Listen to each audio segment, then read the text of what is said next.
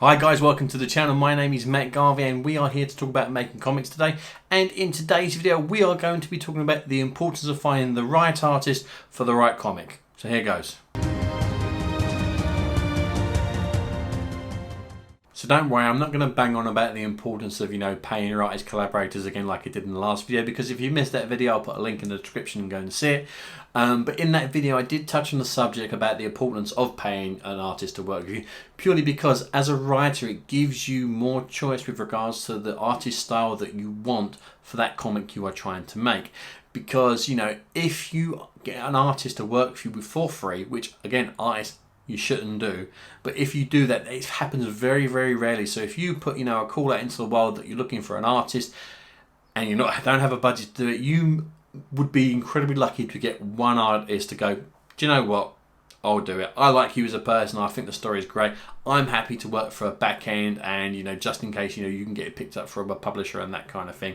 But as a writer, you are now limited to that one art style from that artist. And I'm not saying that artist, may not be able to, do different styles, because, some artists are very good at, going back and forth, with different art styles. But if they're not, you are stuck with that one art style. And if it doesn't match your comic and that story you want to tell, it's going to hurt your story. Because as I've said countless times on this channel, bad art, bad colors, bad letters, as well as bad writing, if one of those things doesn't work, it's going to hurt your comic.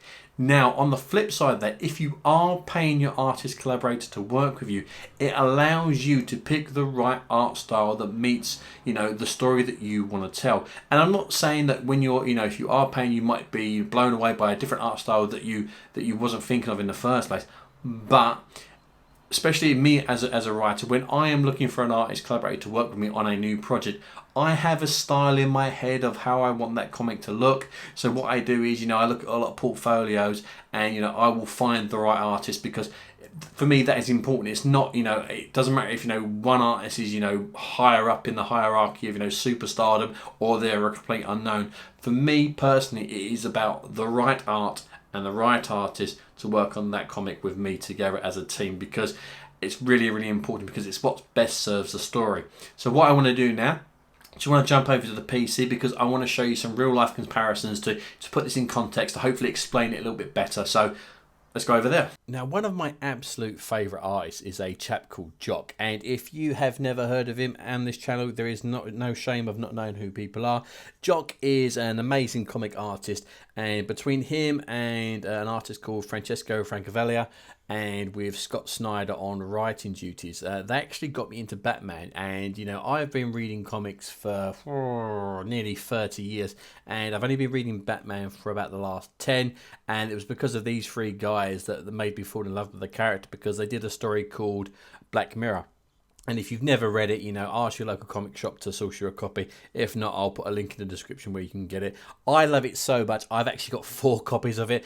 I've got it in floppy comic form. I've also got a hardcover. I've also got an absolute edition, which we'll see over my shoulder in a lot of the videos. But I've also got it digitally as well, because, it is my absolutely favourite Batman story, and I would totally recommend it. And another one of my favourite artists is a chap called Rob Guillory, who you may know from a comic called Chew that he did with John Layman. He also does his own creator-owned book called Farmhand. I love Rob's art so much, I even commissioned him to do a cover for one of my comics called Untitled Generic Space Comedy that I did with John McFarlane and Alison Hugh. And if you've never ever read any of Rob's work, he's so awesome. You can actually read the first 2 issues of both Chew and Farmhand on his website, so I'll put a link in the description for that as well. So if you've never read them, guys, it's free comics, so go check them out. So anyway, I'm going to say that these 2 artists are at the top of their games. They're 2 of the best artists out there. But let's have a little bit of a deep dive, at looking at their art. Okay, so what I'm going to do now is I'm going to show a selection of pages from Jock's creator-owned book, Witches, that he does with Scott Snyder, and some pages from Rob's creator-owned book, Farmhand, which are both horror comics, and we are going to compare the 2.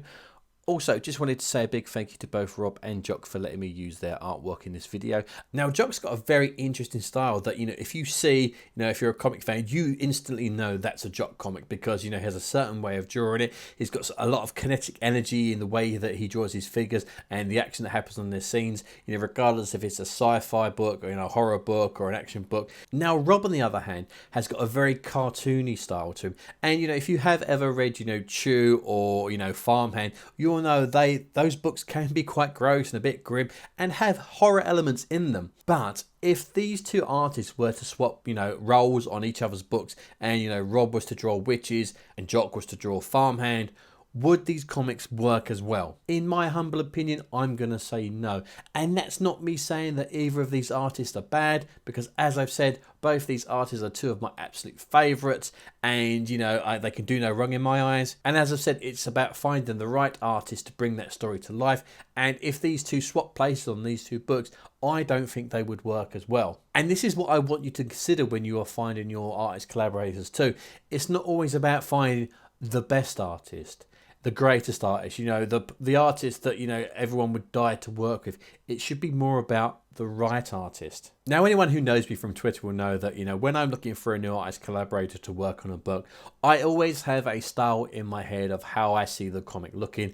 That's just me, that's just part of my process. And that's not to say that I'm not always pleasantly surprised by artists, that send me their portfolios or find an amazing artist whose style will go in a completely different direction from what I originally envisioned, because if it works, it works. So it needs to be the right art for the right story. That's how I perceive it. And you guys should be doing this too, because when you're looking for, artist collaborators to work with, and because you are paying and you're going to be getting lots of portfolios sent to you, you're actually building up your network of artists that you may want to potentially work with in the future. And because, as I said in the last video, if you are polite to everyone who reaches out and you send them a nice little message saying thank you so much, it's not right for this one, but I'll keep in touch with you, for future ones, it means later on, if you've got a comic that fits that style for that artist, you don't have to go out and do a wide search anymore. You can go directly to that artist. And this has happened to me loads. For example, my buddy Totty, who I work with on Pray For Us and on Worms, he wanted to throw his hat into a ring for another comic that I was doing a few years ago. And I love Totty's work. He's one of my favourite artists I've ever worked with.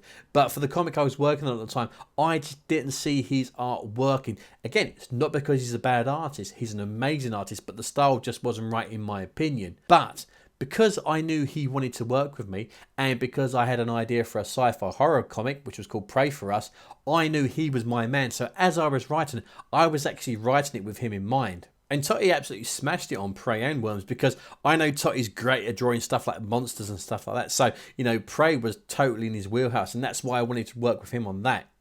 And this was the same with a comic that I'll be bringing out soon called The Cage with Dean Kotz. And the reason I met Dean was because he kindly threw his hat into the ring for another comic I was working on called Red Rocket Comic that I put out a couple of years ago. And Dean was kind enough to do a test page for that comic because I loved his stuff but wasn't sure his style was right. And this page was absolutely beautiful. But it wasn't the right style that I was looking for in my head. So when I was writing The Cage, I knew that Dean would be the perfect collaborator on this book. So I knew I wanted to work with him before I even put pen onto paper. So guys, you do need to, pay your collaborators. You need to be really polite to people online. And you need to start building up your portfolio of artists, that you may want to work with regards to your networking. Because, I've even gone as far to write comics for artists that I want to work with. A great example of this is John McFarlane, who I work on with Untitled Generic Space Comedy, because John and I have been friends on Twitter for absolutely years and years and years. And literally one day he reached out to me and said, Matt, I'd really like to work with you on a comic. And I had a budget available, but I didn't have a script that I thought, may suit him. So I just asked him, what would you want to draw? And he said cockpits. He just wanted to draw spaceships and cockpits. And because of that, I wrote Untitled Generic Space Comedy for him. That's it. And that I wouldn't have done that if I wasn't paying collaborators, being friendly to people, and building my network of artists up. So that's what I want you to take away from this video. And again, sorry to bang on about it. You need to pay your artist collaborators to work with you. But by doing this, it gives you so much more freedom to find the right art style that suits your comic better and means your comic's going to be a lot stronger. Okay, so pay your artists, work together and make some great comics.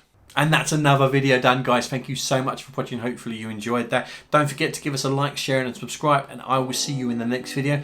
And I'm going to keep saying it. You know, I'm going to drum this into your heads. If I can make a comic, anyone can. You take care of yourselves, and I'll see you soon.